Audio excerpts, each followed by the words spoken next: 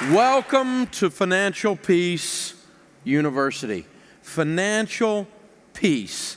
These are words that just don't go together in our culture anymore.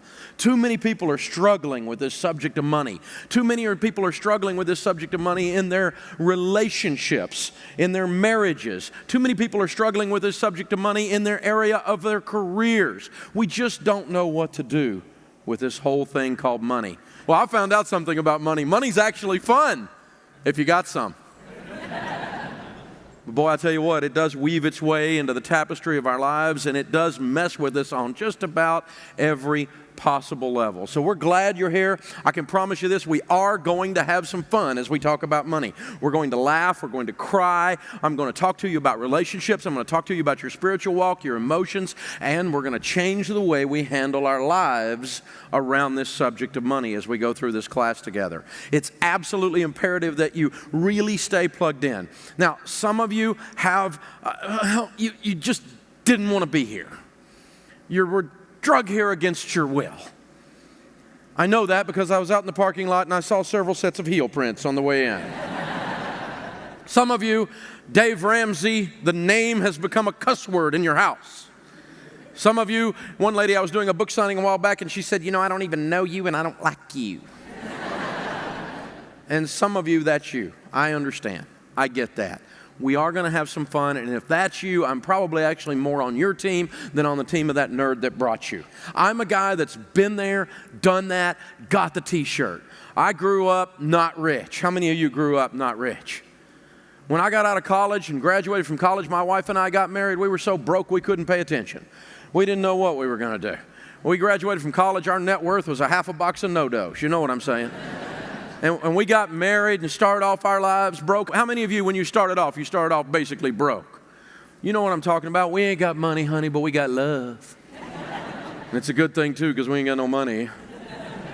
Well, that's how we started out. And I started buying and selling real estate, and I got rich, at least by a kid from Antioch, Tennessee standards. I ended up with about $4 million worth of real estate, starting from nothing by the time I was 26 years old. However, I had done some dumb things. Nothing immoral, nothing illegal or anything like that. I didn't steal from anybody. I didn't lie to anybody. I was just stupid. I borrowed too much money. And our largest bank got sold to another bank.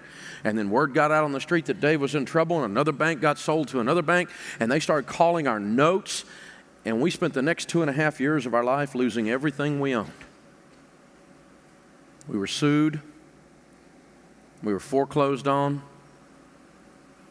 And finally, with a brand new baby, a toddler, and a marriage hanging on by a thread, we were bankrupt.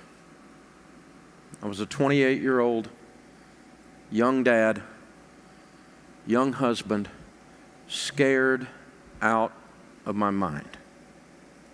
I didn't know what to do. I remember standing with that shower so hot in my face that I could just barely stand there, and I would just stand there and cry, because I didn't know what to do. I didn't have any steps. No one talked about this stuff much. And then I started slowly discovering that the Bible had some things to say about money.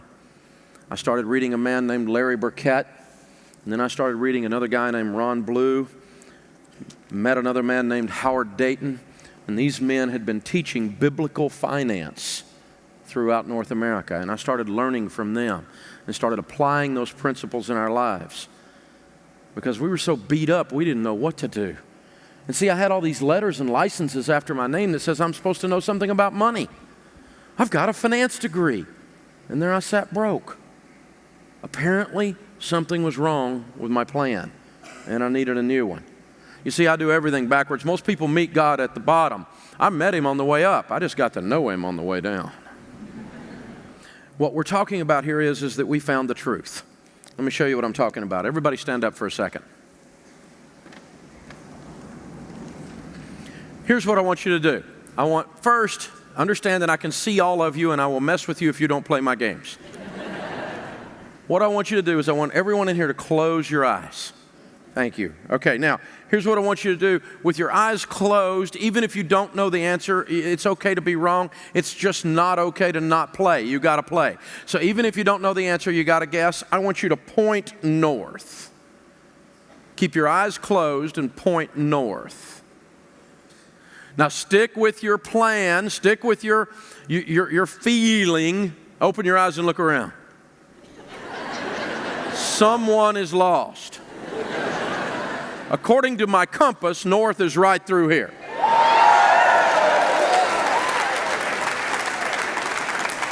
Now, I won't point him out, but one guy was pointing this way and he did a little cheerleading move. Everybody have a seat. The point is that this is the truth.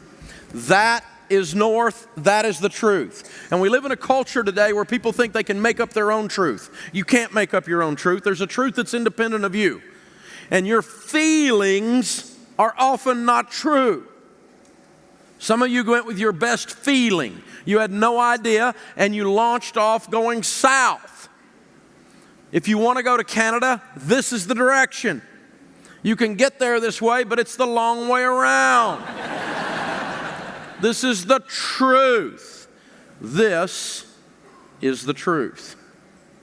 And to the extent that you are not lined up with your compass, you're what's known as lost. And you're going to bring pain to your life, and you're going to bring shortage to your life, and you're going to bring problems to your life. I know. I've lived that. So, how you feel really doesn't matter. And we have to remember that it's about choices. Personal finance is about 80% behavior. It's only about 20% head knowledge. That's why God chooses to work through money to change and transform us. For some of you, He's going to use this issue of money to heal your marriage. For some of you, He's going to use this issue of money to put discipline in your life in a place and in a way that you never dreamed you would see it. You're going to make different choices after having gone through this. It absolutely works. Financial Peace University began about 20 years ago. I started it with a bad suit and an overhead projector. The typical family going through Financial Peace University pays off $5,300 in debt and saves $2,700. That's an $8,000 change in position is the typical person or the typical family going through this. And so if you pay a little bit for this course and you go through it and you get $8,000 change, I call that a bargain. I call that a good buy. This whole course is taught by me on video. And afterwards is when the most important thing happens, and that's the small group discussion.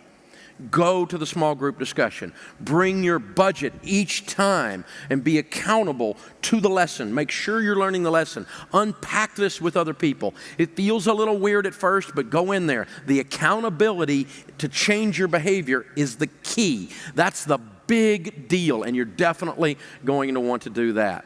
Again, there is no doubt that this process called Financial Peace University works. The only question is whether you're going to be involved. And so if you haven't signed up yet, now is the time.